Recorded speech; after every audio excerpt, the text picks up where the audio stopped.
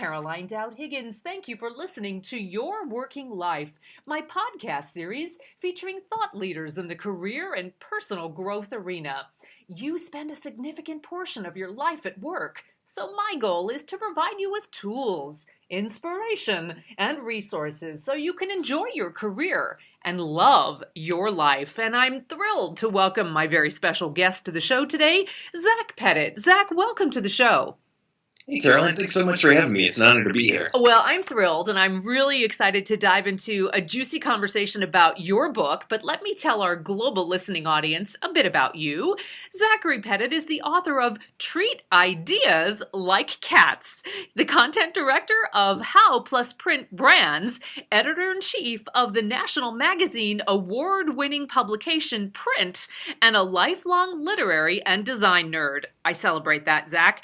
He is the author of The Essential Guide to Freelance Writing, and his writing has appeared in Mental Floss, National Geographic Kids, National Geographic, and McSweeney's Internet Tendency, amongst many other outlets. So, Zach, fabulous name for the book, Treat Ideas Like Cats. How in the world did you come up with that?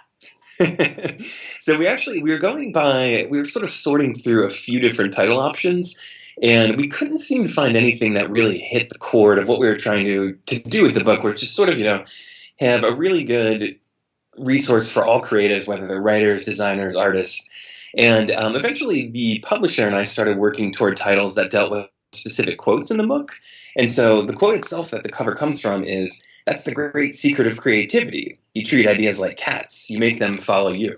And it's actually a Ray Bradbury quote, and we just thought that was sort of a good way to sort of segue into the notion of, universal creativity and sort of a shared creativity among all creatives. And what I love about it, it's very unexpected, and I appreciate that. It is a book of quotes, and it's beautifully designed. It is just delicious to look at, and I say that in an absolute compliment. It is something that is inspiring both visually and intellectually. But tell me, was it hard to create a quote book? Yeah, it's funny because, I've done other books and I thought this one was going to be easy. Ever since I was a teenager, I've sort of kept a long scroll of quotes. Have you? And, I would just keep them on hand sort of when I was feeling like I was in a dry spell with creativity or at writer's block. And really for me, they just sort of always served as little inspirational kicks in the pants. And I kept this long list and sort of just approached a publisher and I'm like, hey, I have this scroll of quotes that other creatives might find some inspiration in. And the publisher was interested, and again, I thought it was going to be an easy book, but I think from among my quote list, which probably has about 1,500 on it, I had to narrow it down to about 250. Wow. which was kind of a nightmare trying to figure out which would be the most universal. And then what I had to do was I printed out every single quote and placed them side by side as the spreads that they would appear on in the book to sort of make sure that they had a flow and really sort of built almost their own narrative arc throughout the book. And so that was massively challenging, as was trying to fact check 250 quotes, because as the internet has proved, yes.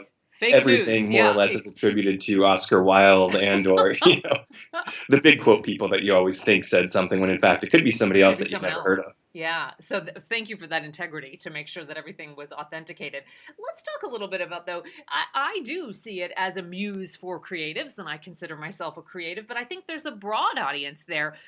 Who would you recommend is the best audience to read this book? Sure. I think I was trying to describe it to somebody the other week, and I think, it's perfect, obviously, for writers, for graphic designers, for artists.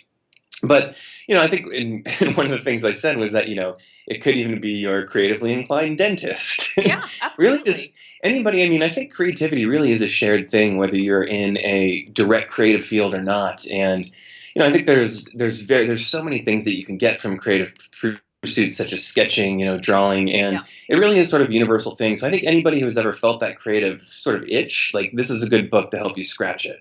I also think it harkens back to the era of the coffee table book because it's so visually stimulating and it's a lovely gift too. So I'm promoting it quite a bit, Zach, as a gift. Oh, thank you. Yeah, I think it's really nice because I think when you're reading something like a long list of quotes or something like that on a blog, the way we wanted to design the book was so that each page had its own quotes, that really the quote could kind of speak to its own and take up the room that it deserves. So you can sort of really ponder over it, think about it versus just sort of scrolling by, in one thing Exactly. after another on the internet. Yeah, I would agree with you 100% to really honor each quote uniquely. I also think we're living in an era of, Twitter and sound bites, and brevity is king.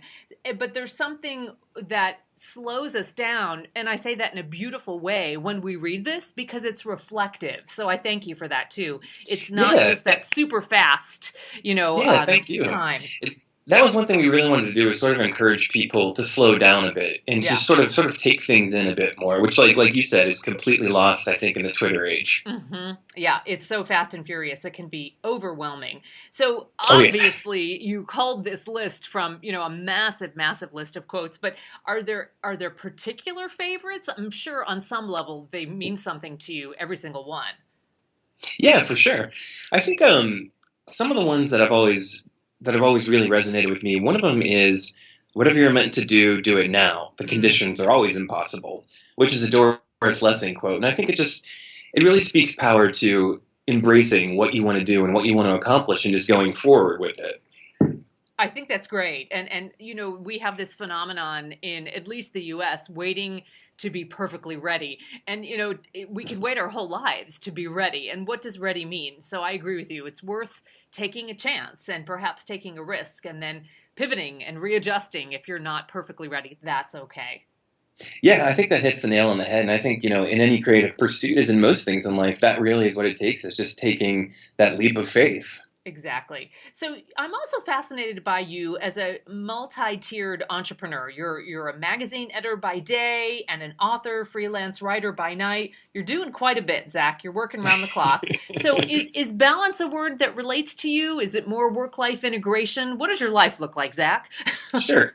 It's busy. Yeah. But to me, I think, I'm in sort of a lucky spot where I'm doing all the things, I'm sort of satisfying all of my passions. And I mean, like, to my friends and people like that, it may seem odd that I feel, that it looks like I'm working 24/7. But really, I think when you're doing what you love, there's so much to be said for working 24/7, because you're really just driving at all of your passions, all of your interests. And, for me, that takes a lot of different forms. It's my day job as a magazine editor. My night work for freelance work, and the freelance work is great because it allows you to, for me, I'll write about mummies or, other unexpected things for National Geographic Kids. And so I think that's the best thing you can do with sort of your creative life, is structure it around all of your pursuits that you attack, sort of everything that fuels you to really become sort of your living embodiment of your career. So let me ask though, because I'm really now into nurturing my body, mind, and spirit, because I am a recovering workaholic and I love, love, Yeah. love the work I do too. But I realized I was not honoring my body in that process. Are there any particular things that you're doing to really honor your body so you can stay well? Yeah, this is embarrassing to admit, but until last year I smoked. And I've been really in I kind of hit the same wall as you, where I think you start to feel really physically fatigued by everything, Yeah. which again, it translates into your work, and then your work begins to suffer. And so for me, I sort of went on, beginning last year, really reassessing my health, be it my diet, be it my habits, and really I'm just trying to sharpen that, because I think the more that you can sort of establish harmony between your mind and your body and your work and everything else, the really it just creates a much more composed and a Yeah. much more skilled output. Beautifully put. Beautifully put. And cheers to you about quitting smoking. Well done. That's not hard. That's not easy. So bravo. No, it wasn't. It was just, yeah, it's one of those things where you feel so much better once you've done it, and it's such a gross and embarrassing habit to have that even psychologically a huge weight is lifted when you do quit. Well done. Good for you. So, Thank you. speaking of perseverance, right, in whatever our endeavors are in life or career, you value that and proving yourself at all costs. And you even use the word relentlessly. So, tell me more about that. Yeah, I think for me it really kind of started with the first job I had out of college, which was as a newspaper reporter, and I didn't have a lot of good clips. Virtually every paper I applied to, nobody called me back, and so I just kept driving at different editors, sending relentless emails until I finally got somebody in the middle of nowhere in Ohio who was willing to take a chance on me. And so once I got there, I really just went completely nuts and really attacked, everything I've always wanted to do. It was feature writing, it was news articles, and really just working day and night to prove that I know I can do this, and here's how I'm going to show you. And so that paid off, and I worked my way up to bigger newspaper markets. And then when I became a magazine editor, it was sort of the same thing. It was a matter of, okay, I'm not technically qualified for this job, but I know I can do it. Let me prove it to you. Nice. And I think, if you know you can do something and you have that inherent skill, then all you really have to do is just show people in real time that you're capable of doing it. Excellent career wisdom. Well said.